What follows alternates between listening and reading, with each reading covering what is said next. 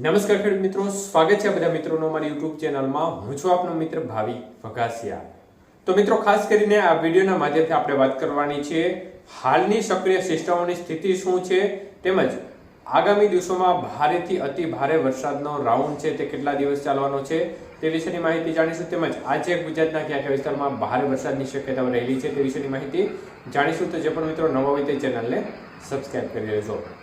તો મિત્રો, ખાસ કરીને ચોમાસું છે તે ભારતના મોટા ભાગના વિસ્તારમાં બેસી ગયું છે અને ખૂબ જ ઓછા વિસ્તાર બાકી રહ્યા છે ચોમાસું બેસવા બાબતે, જેમાં આવતા 3-4 દિવસની અંદર જે સમગ્ર ભારત છે તેમાં ચોમાસું બેસતાની સાથે જે ચોમાસું ધરી છે તે પણ સક્રિય થઈ જશે.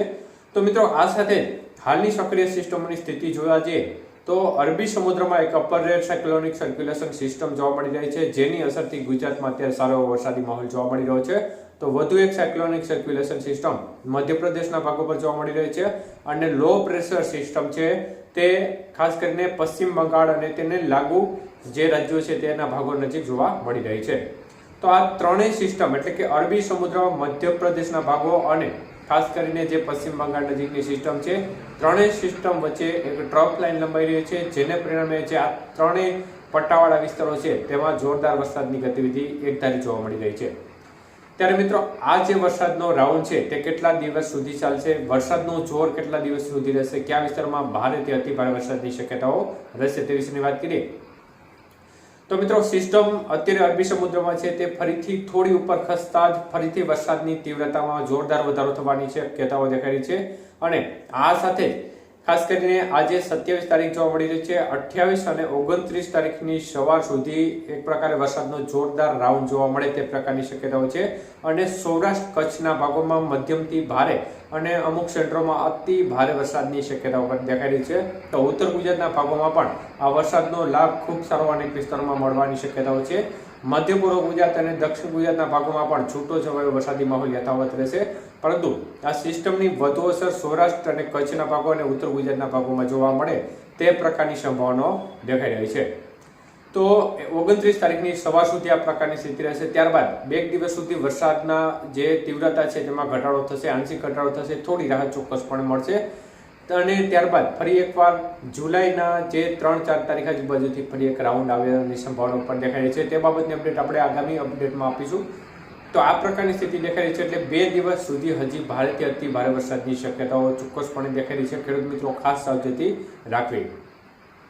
તો મિત્રો, ગઈકાલે ખાસ કરીને જે સૌરાષ્ટ્રના કાંઠા વિસ્તારો છે તેમાં રીતસરનું મેઘતાંડવ જોવા મળ્યું. કેશોદ પંથક છે તેને રીતસરનું ઘમરોળ્યું હતું અને વિસાવદર પંથક છે તેમાં પણ ભારે વરસાદ જોવા મળ્યો હતો. તો આ સાથે સાથે પોરબંદર, દ્વારકા સહિતના વિસ્તારો છે તેમાં વરસાદી માહોલ, રાજકોટ સહિતના ભાગો છે તેમાં વરસાદી માહોલ જોવા મળ્યો હતો.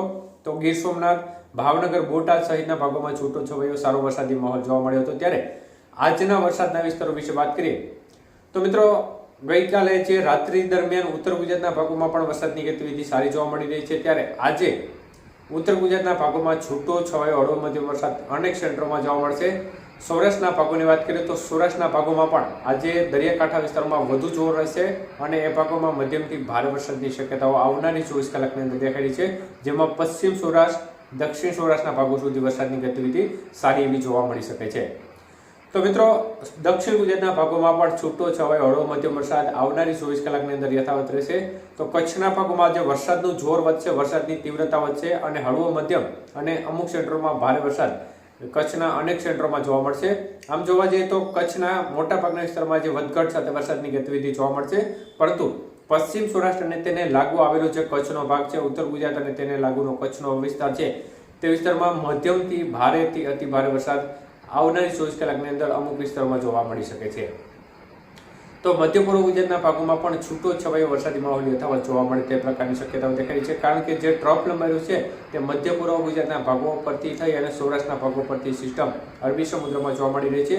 તો આ પ્રકારનો ટ્રફ જોવા મળી રહ્યો છે. સિસ્ટમ થોડી ઉપર ખસશે એટલે સૌરાષ્ટ્રના ભાગોમાં પણ વરસાદની તીવ્રતામાં ફરી વધારો થવાની શક્યતાઓ દેખાઈ રહી છે. એટલે ખેડૂત મિત્રો, ખાસ સાવચેતી રાખવી. આવનારા 2 દિવસ સુધી ભારે વરસાદના કારણે અનેક વિસ્તારો છે નદી નાળા છલકાય એવા જે પટ વિસ્તારો હોય તેમાં ખુલ્લામાં જવું નહીં, જેથી કરીને કોઈ પણ પ્રકારનો કોઈ જાનહાનિનો ખતરો ના રહે.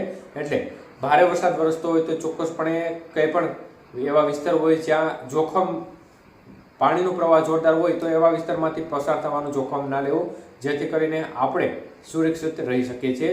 ગઈકાલે પણ એવી અનેક ઘટનાઓ કેશોદના ગ્રામ્ય વિસ્તારમાં જોવા મળી હતી.